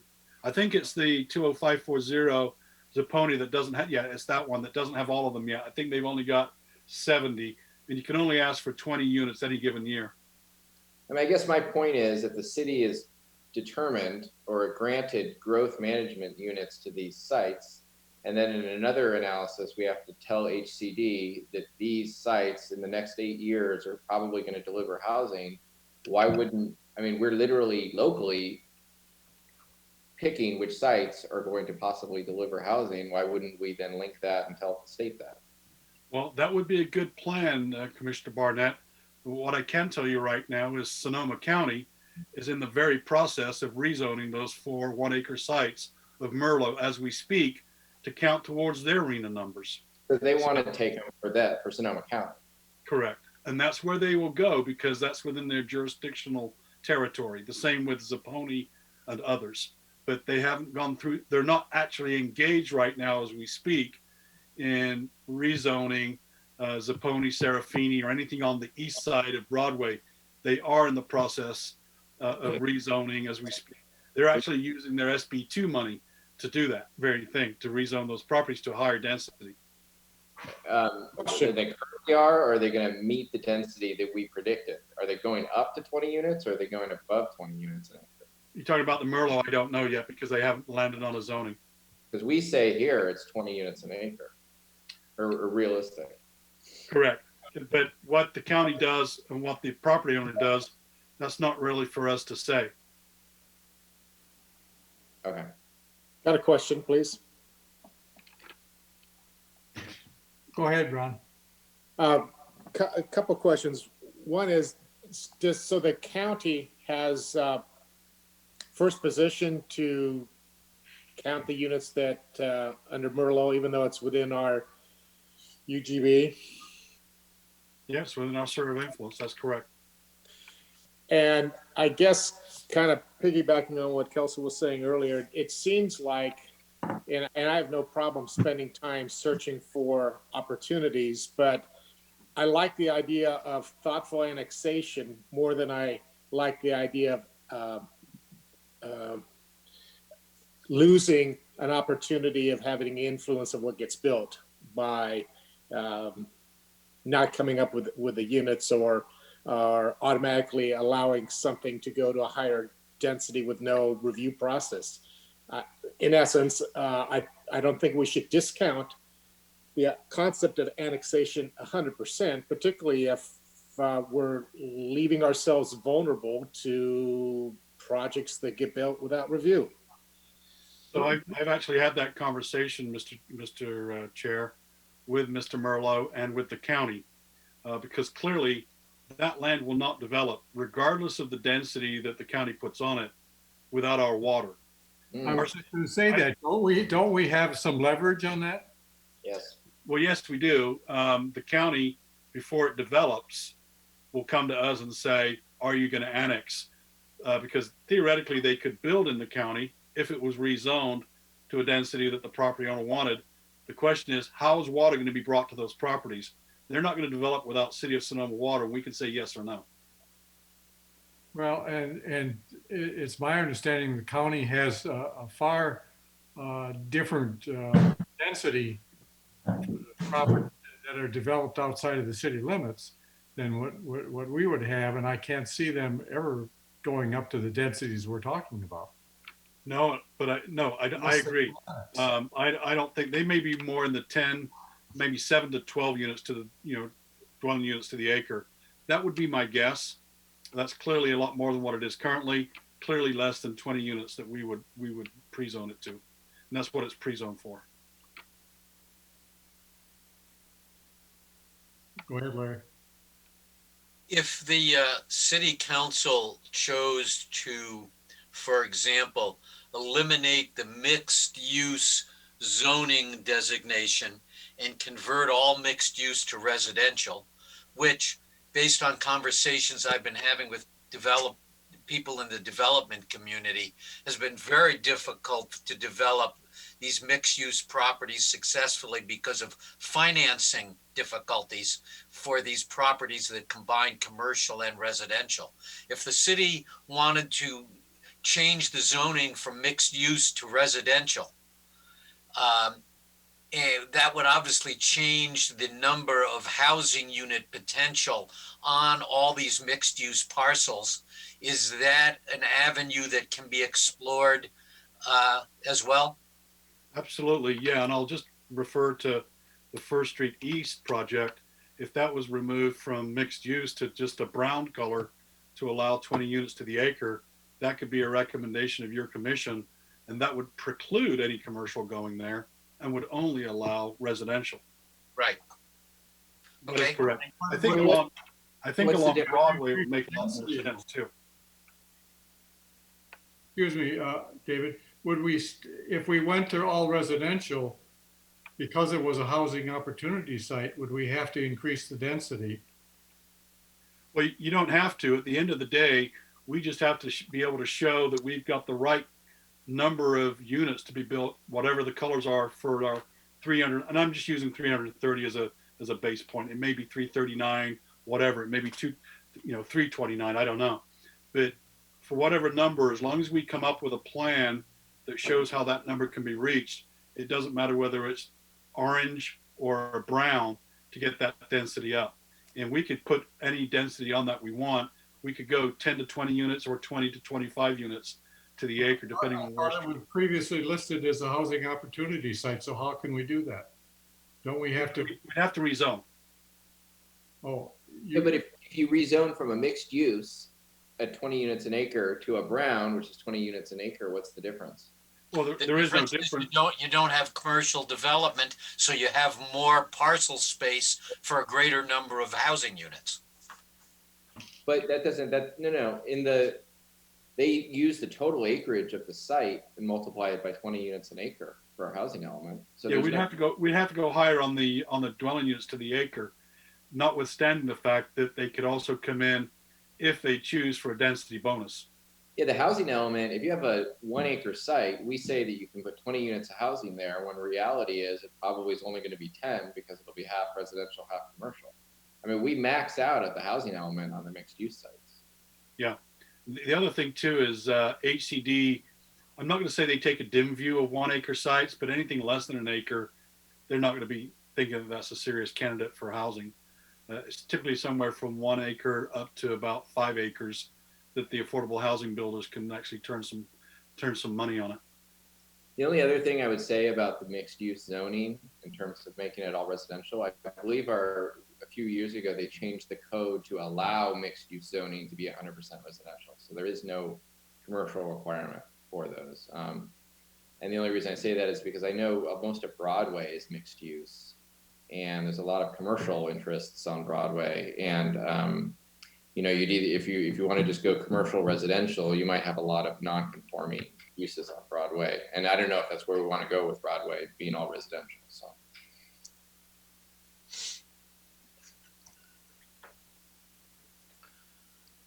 I think the message or the take home here is we need your help to try to figure out where we can come up with a number that's going to be plus or minus 330 units, notwithstanding the tighter strictures of the state. We might want to open this up to the public at some point as well. well, let's go a little further. Go ahead, Steve. I find myself still a little confused about this First Street East property. It's next to the Vintage House because it's been listed twice before. We were talking about now rezoning it to residential at 20 units per acre, but are we still then required to have the development as a matter of right? That will be the case if we insist on it being a part of the next cycle. Yeah, even if we rezoned it, you don't get away from that. Correct. Okay. Larry? we've had previous discussions about the involvement of the Planning Commission with the Development Code as a whole. And we had a list of various segments, and I assume others on the commission sent in their preferences as to areas in which we'd like to be involved in refining and examining the language of the development code. This housing element issue is in and of itself a fairly prodigious amount of work. So my question is this a higher priority than the highest priority of the development code items we identified, or are these two projects, the development code and the housing element, moving in tandem? Where are we on the sequencing of involvement on these two projects? Well, I've been, when I arrived at the city a couple of years ago, we had budget set aside for update of the general plan. And I've been very vocal about the need, because I saw this train a coming from HCD about housing element updates with the new cycle and all. And my view has been that the housing element, we need to address it because of the implications of new state laws. SB 35 is one, and also because of the other laws that have come down the pike. And this is not going to be an area that's going to go away with our governor. He's pressing forward for production, which is a good thing for Californians. My point is that it's the thing that needs our attention, at the same time that we could then also look at the development code / zoning code so that we can make changes in parallel. It's just that one of them is more, the gun is more at our head on the housing element, because that is a mandatory element of the general plan, and it has a short fuse on it. And it's also one that we must comply with state law. The zoning code, development code, that's really our part to change as we see fit. It's been there in place for 20 years. We're just cognizant now of the areas where it needs to be fixed, if you will. So to the degree that I would place the emphasis on getting the housing element done, even though notwithstanding, it doesn't have to be created and produced and sent to HCD until January of 23, which seems like a long way off, but we've got one short year once this process, since before the start gun gets shot, middle of next year. And I just don't want to fall short because of the anomalies of what we have in Sonoma and the tighter stricture of coming up with vacant land. I don't know if that answered it, but at the same time, we should really be there fixing our development code, zoning code. But Yeah, I mean, it sounds like. just for your information, Larry, I'm sorry? just for your information, when we get down to issues update, you're gonna hear from our planning director about a meeting that took place yesterday, which was on the zoning code, which is a subcommittee of the city council, and 3 of us participated, and we are moving ahead with changes to the development code before the end of the year. Okay, thank you.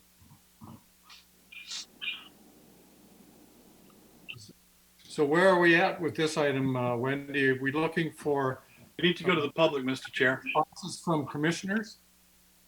Can we open it up for the public? Yeah, let's open it up to the public and then we'll finish it off. So I'll open this discussion item up to public comment.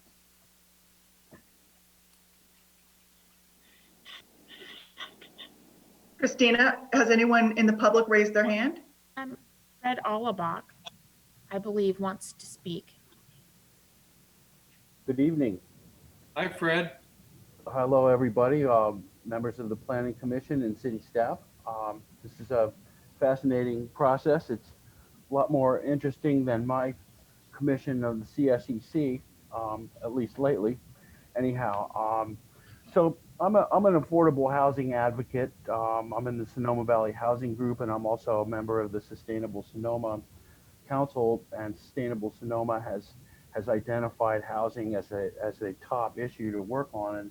And I'm not speaking for Sustainable Sonoma here, and it's possible Caitlin may be on this, so she might say something. But I just want to say that Sustainable Sonoma will be coming out with a fairly detailed housing recommendation soon, and I think it would be a good idea for the Planning Commission and staff to have a good look at that.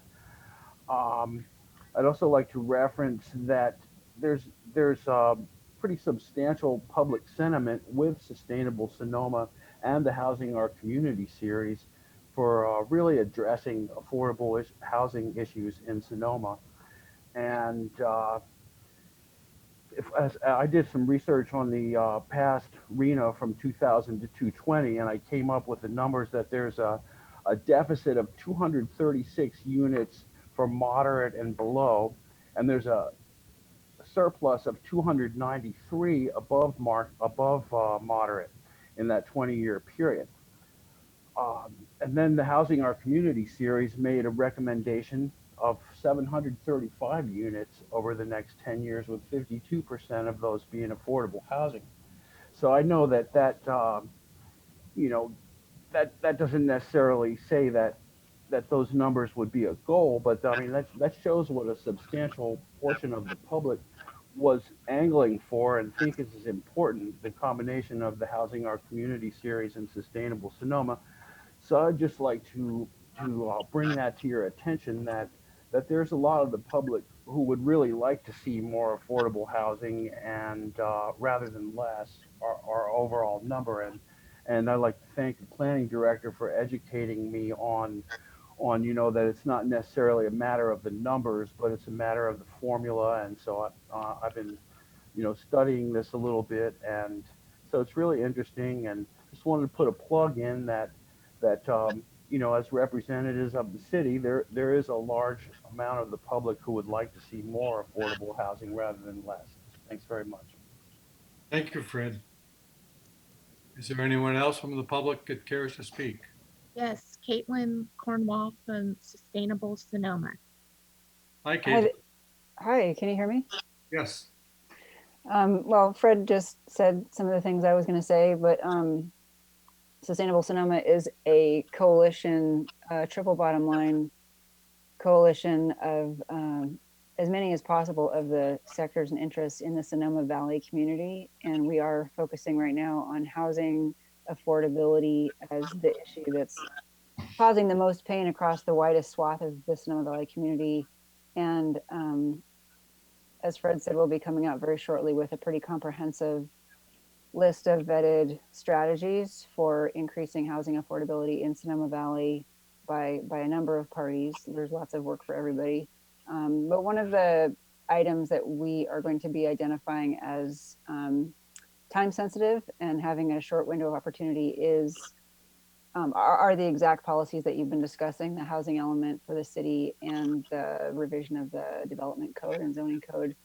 So hopefully we will be able to bring some talented time and attention from people in the community to those really critical processes.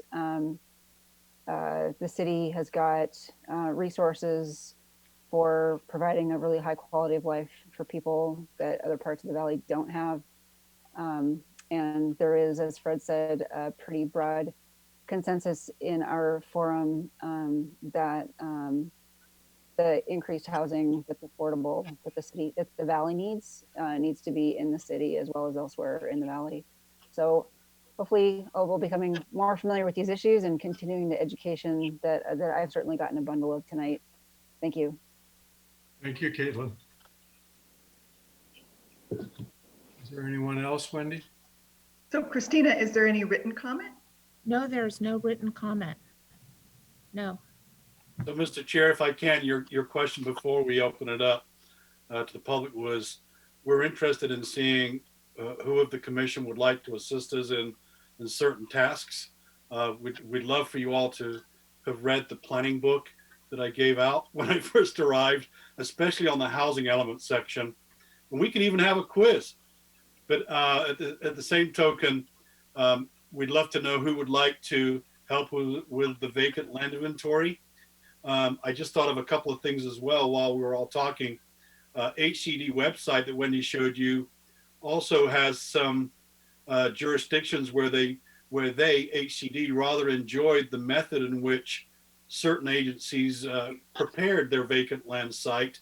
And as we've talked about before, HCD has now actually given us the required format in which to submit our vacant land inventory. So I think the amount of time that you can help devote to that task will help us at least to the point where when we then get a consultant to do the background analysis, we can then just plug in the vacant land piece, and hopefully that we won't have to spend a lot of money with consultants doing that for us.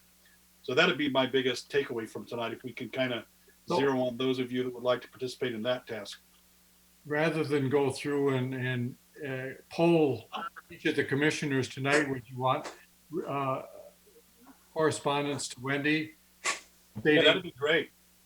So if you would respond to Wendy stating what you would like to participate in and how you can help, and she can gather it up and figure out if we can work in small groups to accomplish that. Thank you. Okay. Everybody on board with that? Is there a problem if we work with more than 2 people about Brown Act or anything like that? Yeah, we could only go with 3 of you to help us with staff. Okay. I would suggest it be 3 that were not involved with the zoning code update, unless you really, really, really, really want to do it. I don't like you that much. Just kidding. Just kidding. Okay. So is that it for this item then? Yes, sir. Thank you. I'm going to have to take a wee break, a small break. Sorry.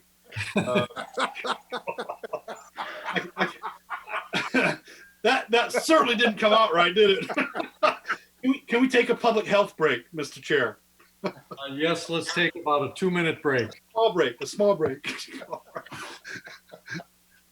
That came out so wrong.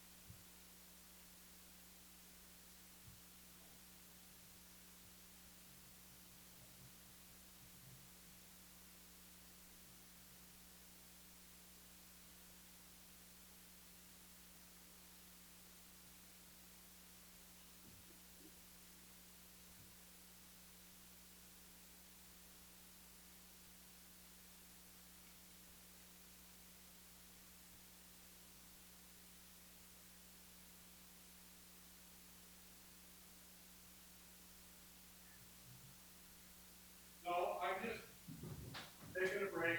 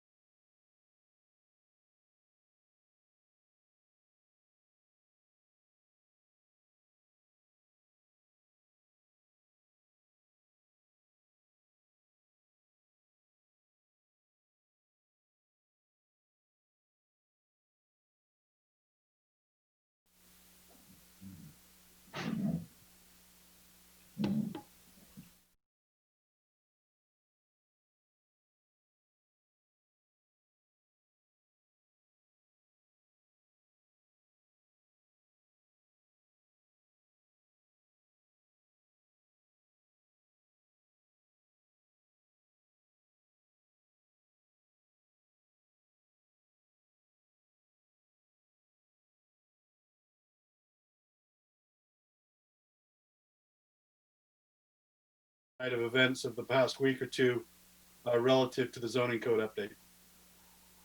Christina? I'm not sure. Yeah, there we go.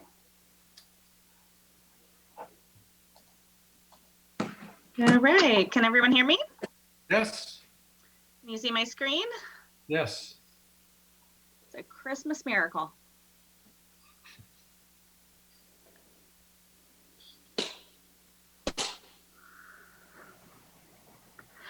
There we go. After our hearing in September, we have been busy trying to figure out how to move this initiative along with doing the zoning code update.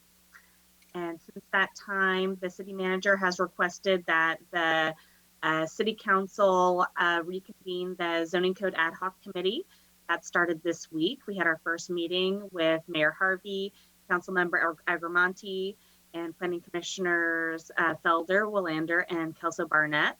We had the meeting yesterday and it was really productive. We reviewed the priority list. That was one of the topics of the discussion of the Planning Commission in September. And largely the feedback was that they supported the priority list. Several of the initiatives and the short-term list were recommended to move to midterm, just given the constraints of the timing. With it being October now, we're really looking at 2 meetings between the end of the year, so November and December. And so just wanting to be really strategic about what is realistic to accomplish in that time. We discussed process and priorities for the end of the year, like I mentioned. Moving forward, we're going to have a standing weekly meeting to dig through these issues and also discuss public outreach and how to engage the community on these important issues. So the schedule and a plan for moving forward is that in November, we will be looking at the topics before you, adding the indemnification language into the code, increasing permit vesting time and length. Advance the slides, Christina. Yeah, can you, yeah. What? The slides. You're still on the Oh, not on mine. all we're seeing is the title page. Oh, that's weird. Thank you for telling me after I've gone through 5 of them. They're really small. I can see them, but they're so small I can't read them. Yeah, on this, yeah.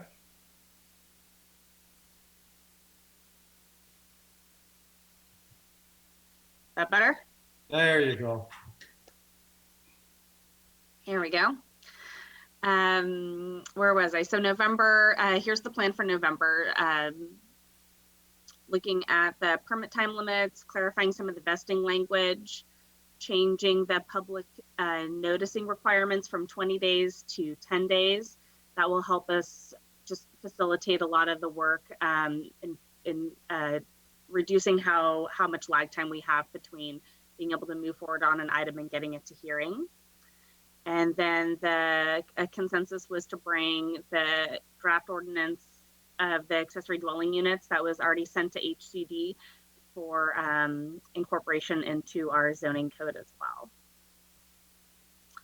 And then December, we'll be starting the outreach with the definitions sooner rather than later, because that's a pretty lengthy topic, but we hope to discuss the definitions in December, as well as moving the subdivision design standards to a new chapter outside of the zoning code, and also looking at the tree ordinance.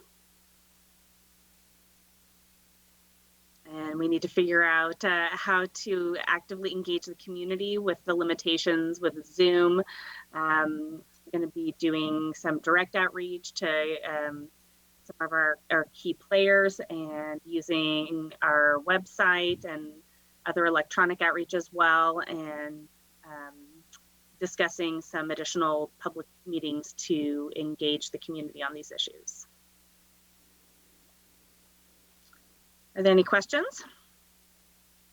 Okay, just one other comment. Based on our meeting from yesterday morning, I felt that we have 3 of us from the commission on this ad hoc committee, but I wanted to bring it back to the Planning Commission as a whole, so that if any of the rest of you want to participate, it's not to say that you couldn't form another small group that would assist Christina outside of that subcommittee. We just have to keep the numbers down to 3 or less in any of the individual groups that are participating. So any of the rest of you that want to get involved in this, and I realize we've got two things going at the same time with the housing element and this, but we're looking for any time that you have available and interest in participating. Mr. Chair, Yes. just so I understand you correctly, for example, if I'm interested in specifically in the area pertaining to trees and the tree ordinance and so forth, is that something that I can actively work on with others who may have an interest in that, outside of what your subcommittee is already doing?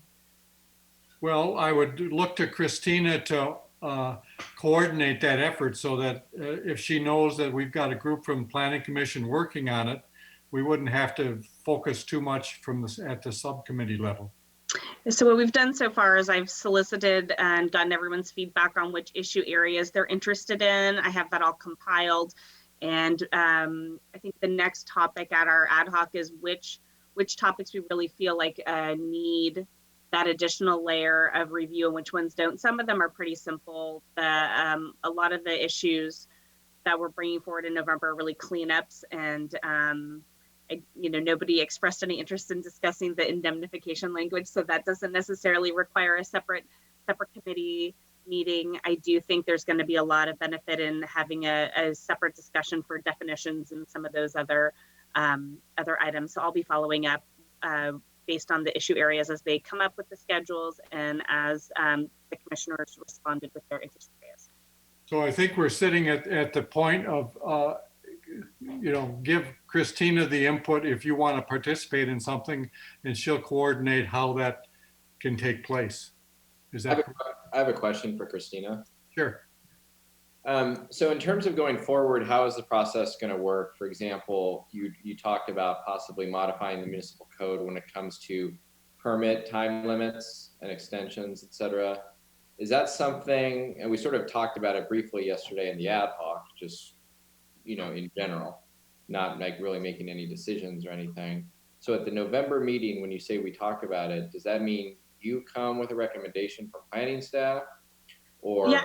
Are we going to have another meeting, ad hoc meeting before it, where ad hoc meeting sort of talks about what they want to recommend, and that's to the planning commission? Or do we discuss it and then approve it in December? Or like how's that all going to work? So the ad hoc is going to be meeting every week, basically for the foreseeable future. So at the next ad hoc, I'm going to bring the schedule that I'm outlining tonight, and then we'll be discussing the issues kind of one by one. The indemnification clause doesn't really require a ton of discussion, and so the permit time limitations, things like that, will probably be our next topic. And then I think the recommendations from the ad hoc will then be before the planning commission in November. Okay. And then we'll talk about it at the planning commission. And okay. All right. Thank you. Any other questions? Do you have anything else to add then, Christina? Don't. Thank you. I don't think we have to open this up to the public. This is just an issues update, correct? Correct. So where are we at? If nobody wants to add any other comments here from the commission, I'll open it up for that. Otherwise, we'll adjourn. Seeing, is that a wave goodbye, or is that a permission to speak? No, it's a waving goodbye. I wish you all a happy Halloween, I think it is, if we have one.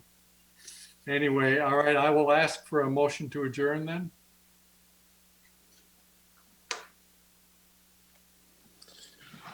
Somebody going to make it? Steve's, you're muted. There we go. I'm so moved. Okay, is there a second? Sure, I'll second it. All in favor? Aye. Bye. Meeting is adjourned.